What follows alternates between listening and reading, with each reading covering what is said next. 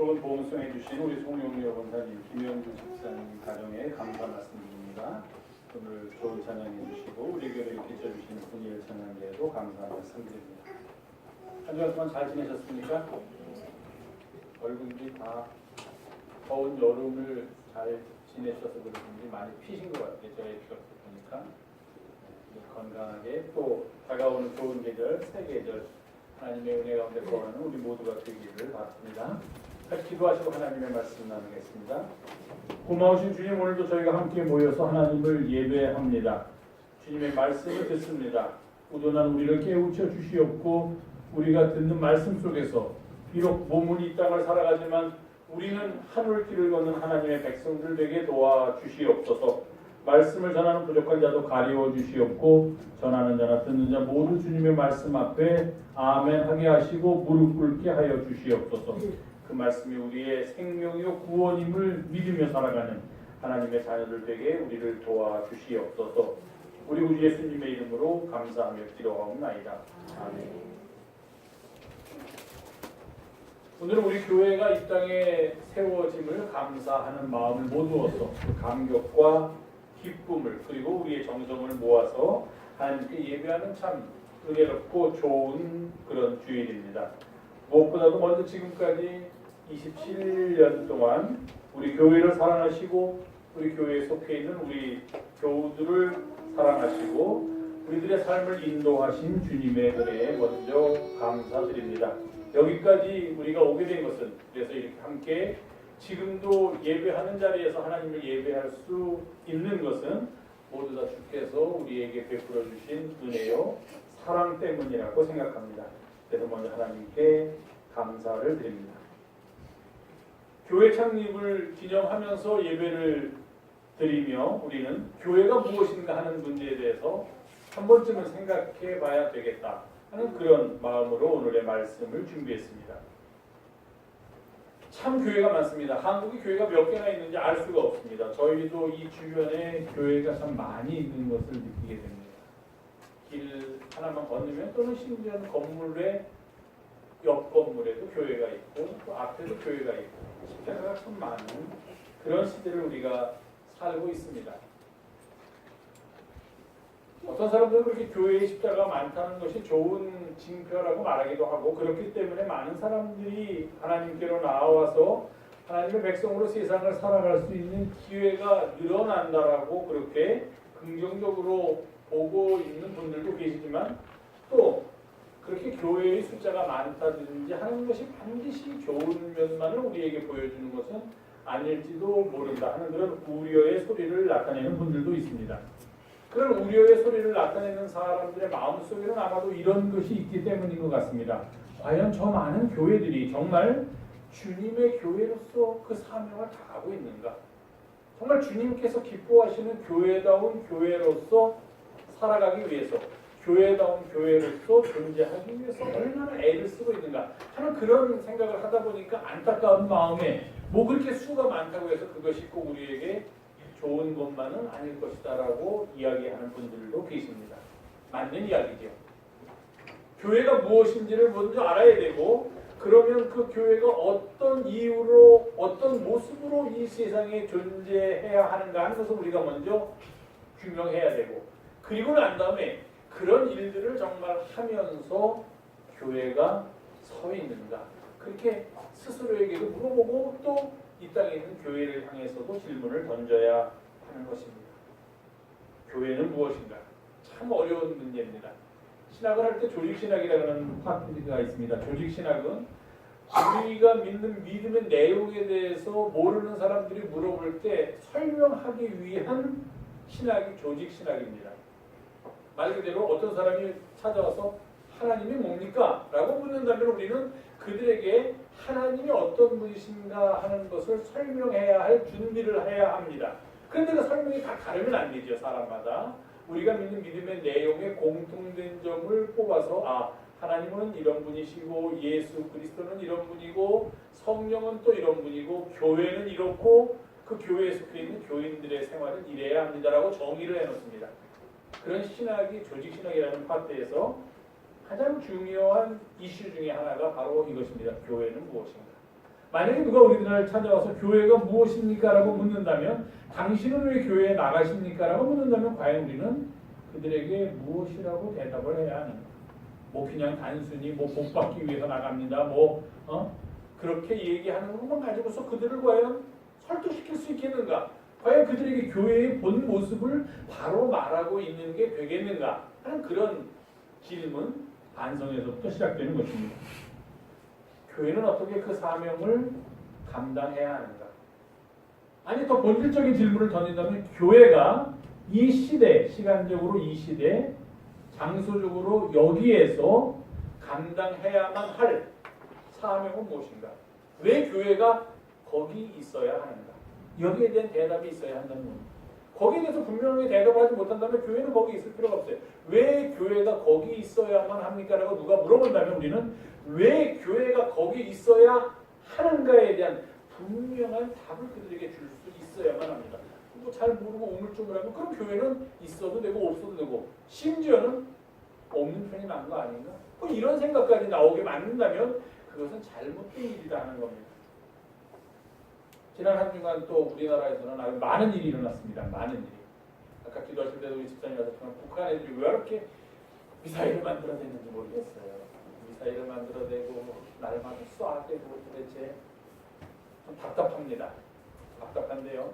저는 남북관계가 긍정적으로 화해의 분위기에서 서로 안고 서로 기뻐하며 만나는 그런 쪽을 지향하는 사람이기 때문에 이렇게 자꾸 갈등이 생기는 쪽 일이 벌어지게 되면은 참 가슴이 아픕니다. 북한에서 계속 미사일을 쏴야 되니까. 미사일을 쏴야 되는 거 보면은 우리 남한은 안중에도 없는 것 같아요. 북한 친구들은. 그냥 어떻게 해서든지 미국한테 위협이 되는 미사일만 쏴야 됩니다. 그러면 이렇게 가까운 데 있는 남한은 뭐 그렇게 크게 생각을 안 하는 건지 모르겠어요. 어쨌든 그들이 굉장히 지금 지구를 위협하는 아주 망나니 같은 그런 존재로서 그렇지만 함부로 건드릴 수 없는 함부로 제재한다고 섣불리 접근할 수도 없는 그런 아주 정말 이 뭐랄까 이거 어떻게 계륵이라고 할까요? 가서 그냥 혼을 내주기도 못하고 그렇다고 모른 척하고 인정하기도 못하는 그런 존재가 됐다는 이야기가 또 한 주간 내내 있었습니다. 거기에 약간 숨어가지고서 우리나라를 약간 흔드는 그런 이야기가 있었죠. 벤처 중소기업을 담당할 최고 책임자를 임명하는데 포항공대 한 교수를 청와대에서 지명을 해가지고서 아마 국회 인준을 받아야 되나 봅니다. 국회에다가 이 사람을 벤처기업을 새로 시작하는 기업들이죠. 중소기업, 큰 기업 말고 좀 작은 기업들을 살려주자. 요즘 그게 핫 이슈 아닙니까? 큰 거 말고 좀 작은 사람들도 살게 해주자. 젊은 사람들도 기업할 수 있게 해보자. 뭐 그런 이슈가 있습니다.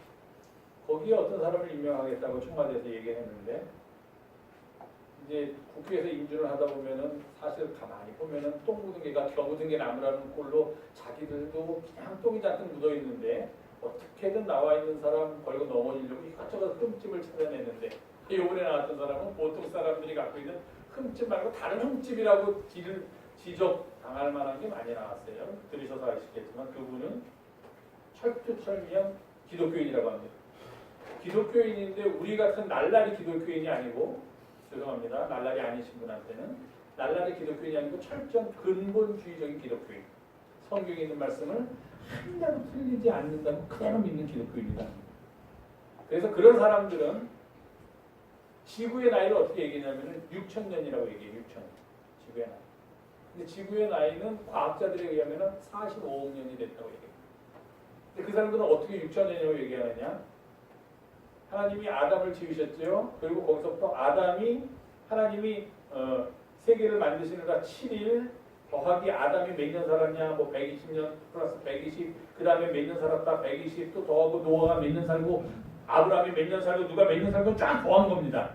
그 사람들의 나이를. 그랬더니 끝까지 지금까지 오는데 한 6,000년 정도 걸렸다. 예수님이 2,000년 전이니까 예수님까지 그 아담서부터 시작해서 그 성경에 있는 날짜를 그대로 읽는 그대로 하루는 하루로 1년은 1년으로 10년은 10년으로 다 더했더니 예수님 오시기 전까지 4,000년이다.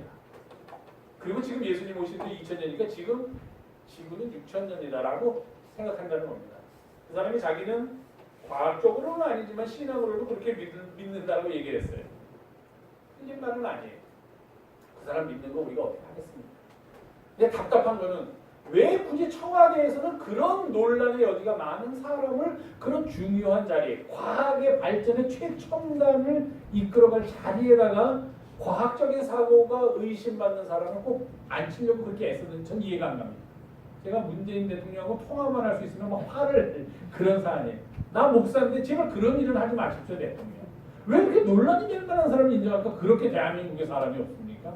벤처 중소기업을 이끌어갈 사람이 그렇게 없길래 논란이 될 사람, 계속 논란이 되고 있는 사람을 계속해서 밀어붙입니다. 그 말은 꼭 빼드리고 싶었어요 대통령한테. 근데 다행스럽게 그분이 이제 국회에서는 부적격자로 채택됐고, 근데 국회에서 부적격자로 채택되는 거 아무 의미 없습니다. 대통령이 임명한 끝이에요. 그러니까 우리나라는 참 재밌어요. 국회 청문회를 해서 국회에서 노 그러면 안 돼야 되는데 아닙니다. 대통령이 돼 그럼 되는 거예요. 대법원장은 안 돼요. 그래서 이번에 대법원장이 표결해서 그만 헌법재판소장하고 지금 대법원장을 하고 있죠. 헌법재판소장이나 대법원장은 국회에서 노에서 표결을 하게 되면은 만약에 안 되면은 대통령이 암만 임명하고 싶어도 임명 못합니다. 근데 이런 장관 같은 사람, 청장 같은 사람은 청문회에서 의견을 듣는 거기 때문에 국회에서 노해도 대통령이 예스 하면은 그냥 그 자리에 가는 거예요. 이 사람도 그럴 수 있는 사람인데 청와대에서도 하도 논란이 많으니까 이제 아마 개인적으로도 서로 미안하다. 또 괜히 우리가 이런 자리 준다고 해가지고서 괜히 고생했구나. 좀 어떻게 좀 이 문제를 좀 잘 수습해다오 했는지 모르겠지만 본인이 사퇴의 의사를 무리를 빚어서 죄송합니다. 사퇴의 의사를 표명했습니다. 그래서 일단은 마무리 됐어요. 제가 하고 싶은 얘기는 이 이야기가 아니에요. 이런 이야기가 나오니까 이렇게 저한테도 메일이 막 옵니다. 뭐 누군지 잘 모르겠는데 뭐 한울 문화 뭐 어쩌고 하는 데서 메일이 와요. 이메일이. 그래서 이렇게 열어보려 보니까 뭐라 그러냐면은 지금 막 그렇게 말도 안 되는 기독교의 논리를 이렇게 좀 잘못 왜곡하는 사람을 정부에서 임명하려고 해서 이렇게 논란이 되고 있는데 이럴 때 우리가 정신 바싹 차려야 됩니다. 그렇게 메일이 와요. 좀 솔깃하잖아요. 이 사람 뭐 정신이 괜찮은 사람인가 하고서 그 밑에까지 읽어봤더니 알고 보니까 신천지에서 보는 거예요. 그러니까 신천지에서 뭐라고 그러냐면은 그 사람들은 또 웃기더라고요.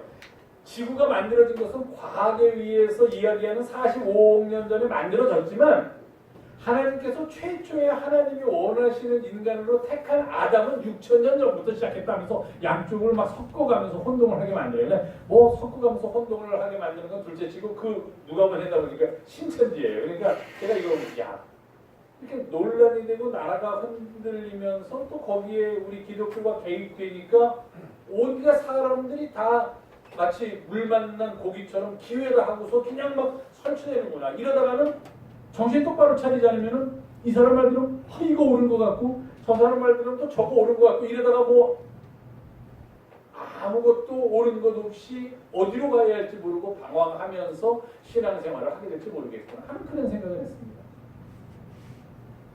그러니까 이런 나라에서 그렇게 우리의 문제에 대해서 논란이 되고 있으니까 그냥 그게 이런 어떤 정치적인 이슈가 아니라 또 다른 우리의 종교적인 삶을 위협하는 세력에 의해서 그런 것들이 아주 좋은 호재로서 작용을 하고 있다는 거예요.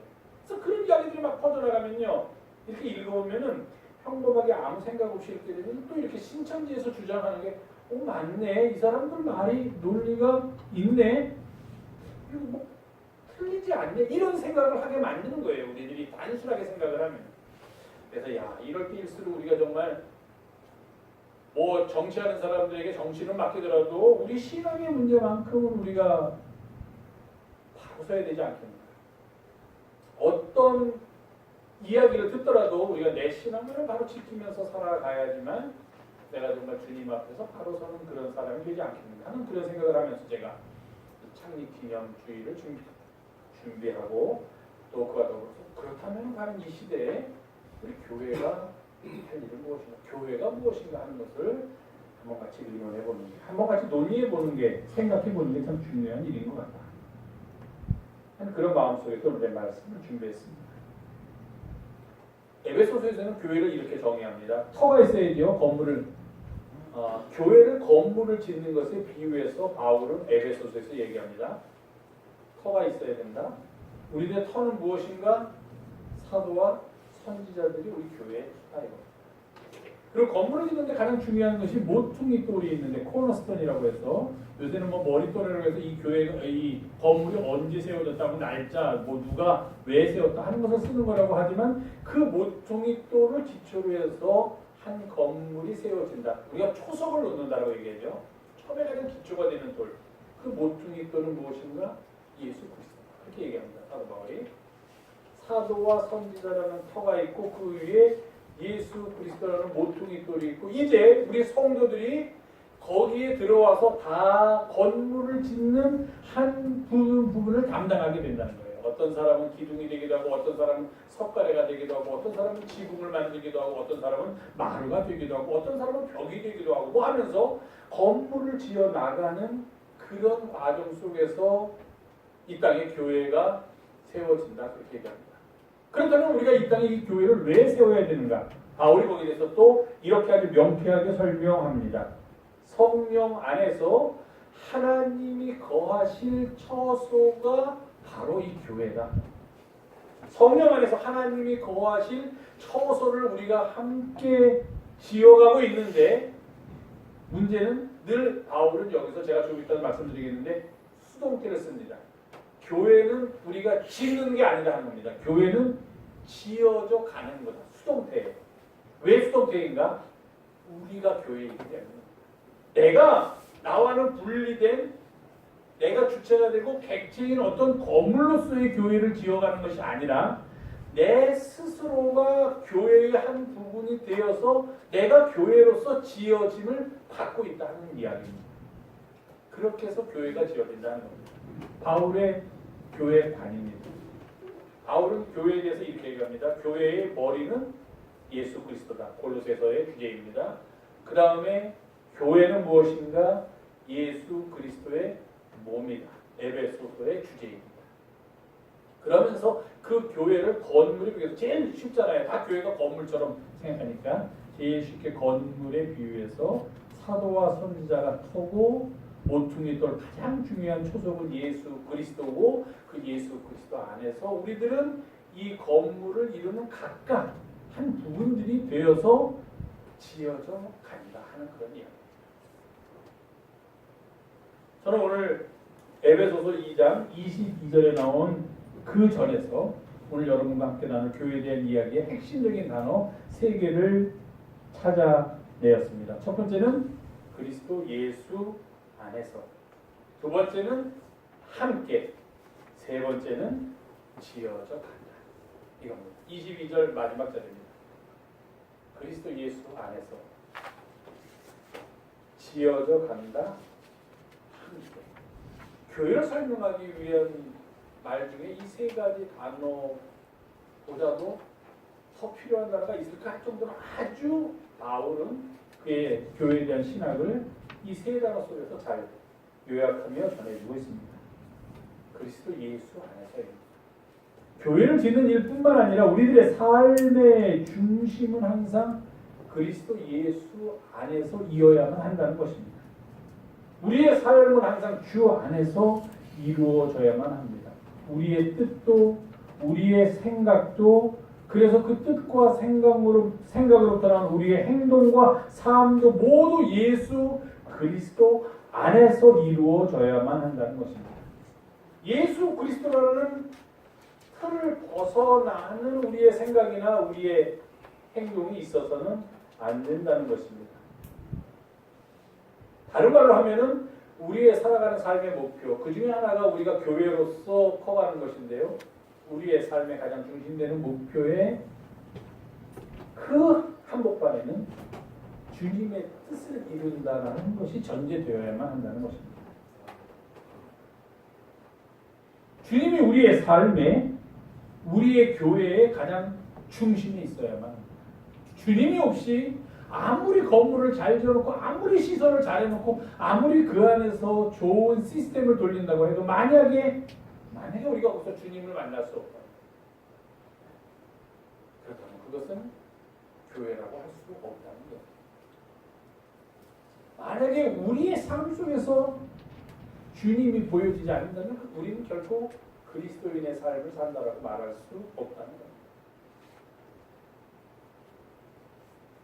마치 미국에서 한참 동안 기독교가 자성의 소리를 높일 때 이런 이야기가 있었습니다. 예수님께서 어떤 백인 교회에 들어가려고 하셨더니 백인 교회 문은 닫혀 있고 어떤 한 사람이 그 교회 앞에서 넘어져 있으니까 왜 교회를 안 들어가고 이 교회 앞에 넘어져 있냐고 그랬더니 그 사람이 하는 말이 나는 흑인이기 때문에 이 교회에 들어갈 수 없습니다. 이 사람들이 나를 못 들어오게 합니다. 내 피부가 검다고 해서. 아, 당신은 피부가 검어서 못 들어가는군요. 나는 이 교회의 주인이 예수인데 내가 나도 못 들어갑니다. 이 사람들이 나도 못 들어오게 해요. 나는 왜 못 들어오게 하는지 모르겠는데 내가 들어오는 것을 이 사람들이 원치 않는다는 겁니다. 교회 안에 주님이 오는 것을 교회 안에 있는 사람들이 원치 않는 거예요. 왜? 주님을 모시고 사는 삶이 그들이 원하는 삶이 아니라 자기들이 원하는 삶이 원하는 삶이기 때문에 우리의 모든 삶의 중심을 그리스도 예수 안에서 이어야만 한다는 것입니다. 그렇기 때문에 교회도 그리스도 예수 안에서 아무리 크고 아무리 좋은 시설을 갖고 아무리 세상 사람들 칭찬을 받고 심지어는 건축상을 받는 교회라고 하더라도 만약에 그리스도 예수 안에서 그 교회가 존재하지 않는다면 교회라고 말할 수 없습니다. 그리스도 예수 안에서 교회가 교회 되기 위한 우리가 주님의 자녀 되기 위한 가장 중요한 조건입니다. 두 번째로 주목할 단어는 지어져 간다입니다. 아까도 말했지만 지어져 간다는 말은 우리가 국어 문법적으로 이야기하면 수동태이면서 내가 직접 하는 것이 아니라 무엇에 의해서 하여지는 것이면서 동시에 진행형입니다. 수동진행형입니다. 수동진행형. 진행형의 차원에서 말하면 주님의 교회는 어느 한순간에 뚝딱 다 지어졌다. 준공검사 맡았고 그래서 우리가 봉헌 예배 드렸으니 주님의 교회가 다 지어졌다 하는 것이 결코 아니라라는 것입니다. 우리가 주님 안에서 끊임없이 성장해야 하듯 교회 또한 그렇게 날마다 지어져 가야만 한다는 것입니다. 왜? 교회가 바로 교회를 이루고 있는 우리들이기 때문에 우리들의 믿음은 우리들의 삶은 어느 한순간에 이제 다 되었다. 성장을 멈추거나 변화를 멈추어서는 안 된다는 것입니다. 끊임없이 변화되고 끊임없이 바뀌어야 되는데 교회도 마찬가지입니다. 교회는 살아있는 유기체입니다. 어느 한순간에 정적인 상태로 들어가면 다 됐다, 만족스럽다, 이것으로 끝이다라고 생각되는 순간 교회는 그때부터 부패와 퇴락의 길을 걷게 된다는 것입니다. 우리 교회 교인이 이러니 우리 교회 예산이 이렇게 많으니 이제는 됐다라고 생각되는 순간 거기서부터 교회는 교회의 기능을 잃고 교회의 사명을 잃고 방황하게 된다는 것입니다. 교회는 날마다 새롭게 지어져 가야만 합니다. 지어져 가야만 합니다. 그 말은 내가 짓는 것이 아닙니다. 내가 교회의 한 부분이 되어서 내 자신이 변화되고 내 자신이 성장하고 내 자신이 지어져 가야만 한다는 것입니다. 어제보다 오늘의 모습이 더 나아야 하고 오늘보다 내일이 더 나아야 합니다. 왜냐하면 교회는 주님의 몸이고 우리는 그 주님의 몸을 이루는 지체이기 때문에 지체된 우리들에 의해서 교회는 계속해서 지어져 가고 있다는 것입니다. 그리고 가장 중요한 말이 함께입니다. 교회는 함께입니다. 교회에 모이는 이유 중에 가장 큰 이유. 혼자 집에서 찬송 보고 혼자 집에서 성경 보고 찬송 부르고 기도해도 되는데 왜 모여서 예배해야 되냐? 교회는 더불어의 개념이 존재하지 않으면 교회의 존재 의미를 찾을 수 없기 때문에 교회는 함께입니다. 이미 말씀드렸지만 우리는 모두 교회의 지체입니다. 주님의 몸을 이루는 각각의 부분들입니다. 우리는 바울은 고린도전서 12장에서 그 지체들에 대해서 이렇게 말합니다.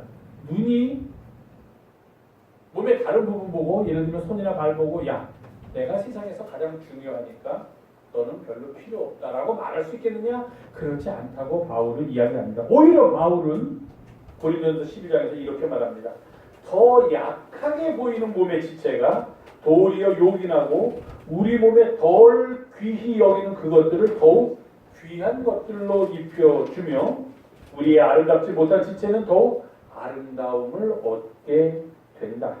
만일 한 지체가 고통을 받으면 모든 지체가 함께 고통을 받고, 한 지체가 영광을 얻으면 모든 지체가 함께 즐거워한다.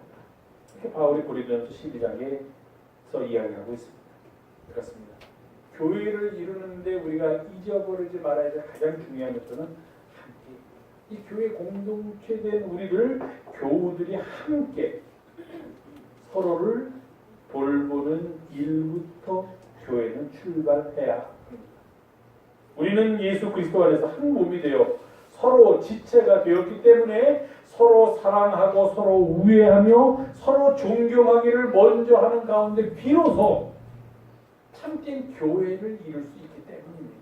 즐거워하는 자들과 함께 즐거워하고 우는 자들과 함께 울 때, 그때 비로소 주님의 몸인 교회의 모습을 우리가 이루어갈 수 있게 된다는 것입니다.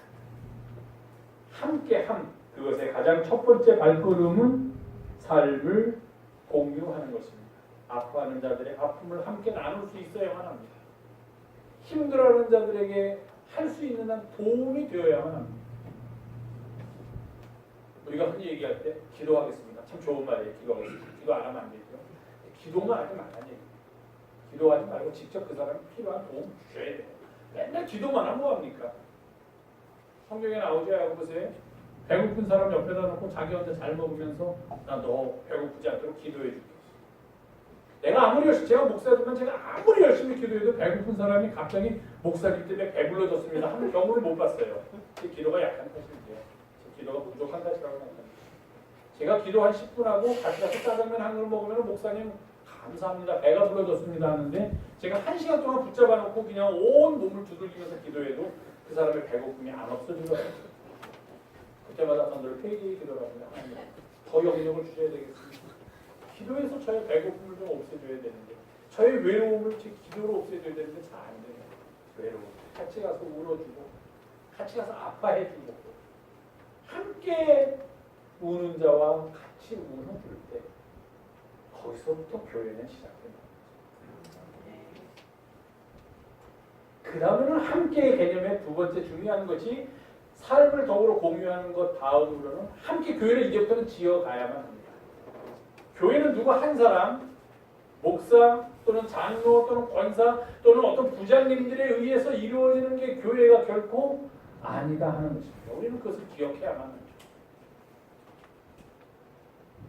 저희 교회 같은 경우는 참 교우가 많아서 좋은데, 아무리 교우가 많다고 해도 예를 들어서 관리부장이 혼자 교회를 다 관리하는 건 아닙니다.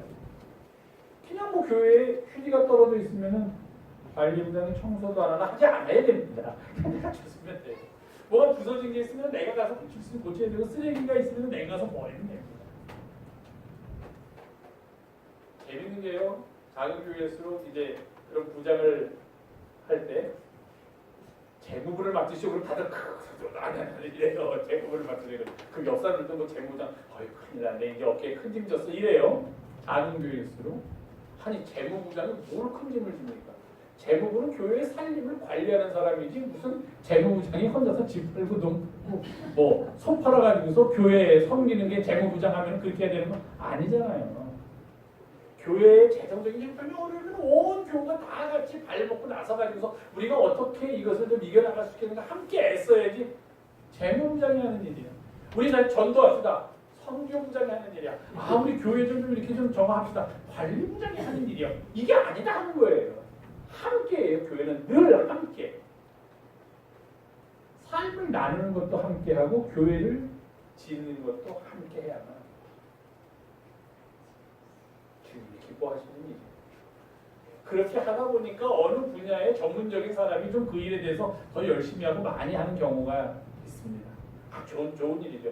그렇지만 그러면서도 동시에 우리가 함께 같이 돕고 감사하고 격려하고 힘 나누고 그럴 때 교회가 바로 지어져 간다는 것입니다. 우리가 교회의 지체가 된다는 것은 하나님께서 우리 각 사람한테 선물의 분량대로 은혜를 주셨는데 왜 우리에게 각 사람의 분량대로 은혜를 주셨는가 하는 것을 알아야 돼요. 그것은 1번 성도를 온전하게, 우리들을 온전하게 하고 두 번째, 그러한 은혜를 통하여 봉사의 일을 하게 하고 세 번째, 그럼으로써 그리스도의 몸을 온전히 이루게 하기 위함. 이렇게 성경은 우리들에게 가르쳐 주고 있습니다. 사랑하는 교회 여러분, 주님께서 우리 모두를 사랑하셔서 우리에게 이 교회를 허락하시고 교회를 세워주셨습니다. 그리고 우리를 부르셔서 우리 모두로 하여금 이 교회의 지체, 그래서 주님의 몸을 이루는 한 부분을 감당하도록 하셨습니다. 우리는 지체로서 그 주님의 몸을 이루는 일에 우리의 삶을 헌신해야만 합니다.